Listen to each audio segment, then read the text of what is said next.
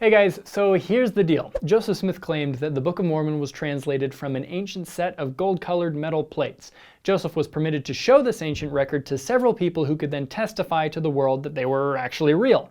Their testimonies are found in the pages preceding each Book of Mormon. We have the testimony of the 3 witnesses and the testimony of the 8 witnesses. We've already learned about each of the 3 witnesses in these episodes.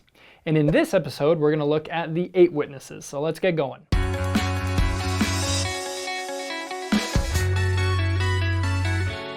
So the story of what the 8 witnesses saw is very simple. In June of 1829, in the Manchester-Palmyra area, Joseph Smith brought 8 people out to a spot where the Smith family would sometimes pray, and he simply showed those 8 people the plates.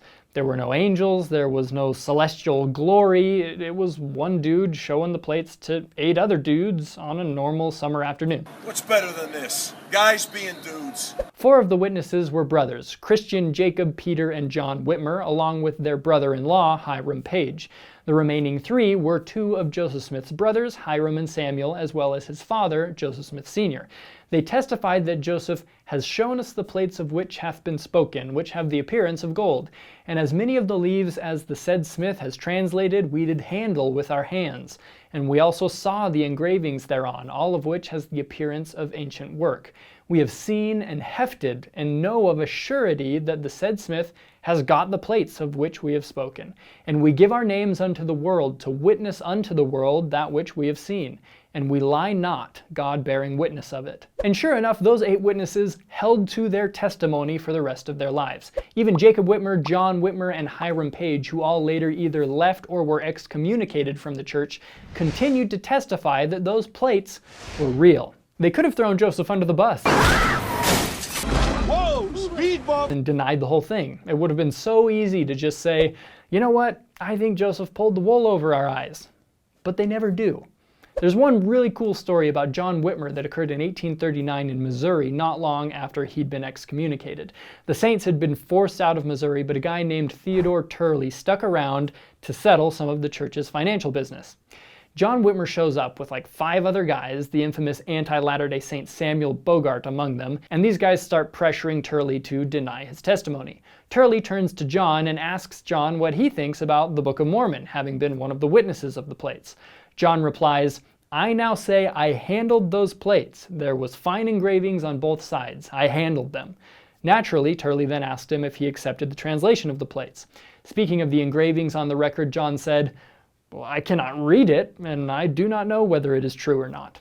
In other words, even at his worst, in a strictly anti-Latter-day Saint community, right in front of people hostile to the faith, all John can say is, I can't read. Well, yes, the plates are absolutely real, but I couldn't read the engravings, so who knows what they said. Who knows? Many years later, in 1876, after some of the bitterness had faded, John Whitmer told Herman Smith, I conclude you have read the Book of Mormon, together with the testimonies that are thereto attached, in which testimonies you read my name subscribed as one of the 8 witnesses to said book. That testimony was, is, and will be true henceforth and forever. Now, some people learn about the witnesses and think, well, lots of people throughout history have testified to stuff that never happened, so why should I believe you? Others are suspicious of the fact that all of these 8 witnesses were either friends or family of Joseph Smith. You can go that route if you want to. You could approach the witnesses of Christ's resurrection in a similar way. Maybe the disciples just aren't to be taken seriously. Maybe it's all a conspiracy, seeing as how the only witnesses were conveniently Christ's own followers. Well, isn't that convenient for you? You can find ways to shrug off the witnesses if you want to. Contrary to the totally casual nature of their experience, some people believe these witnesses must have been worked up in a religious fervor, and they must have imagined the whole thing. Others believe Joseph simply induced a mass hallucination. We poisoned her with a psychotropic hallucinogen. Still others think that Joseph Smith somehow managed to secretly create fake plates. And some even believe Joseph showed the witnesses authentic ancient plates that he'd legitimately discovered, and he just made the rest up. For me personally, guys, those theories just don't do it for me, especially when you take into account the experiences of the other 3 witnesses and the several unofficial witnesses whom we have yet to talk about. I believe that they were telling the truth and that they truly did handle and heft the Book of Mormon plates. But ultimately, it's up to you to decide for yourself whether you accept the testimony of the witnesses or not. If you want to investigate further, a good place to start might be by reading the Book of Mormon. I've also thrown a few solid resources and notes in the description that might help. Have a great day.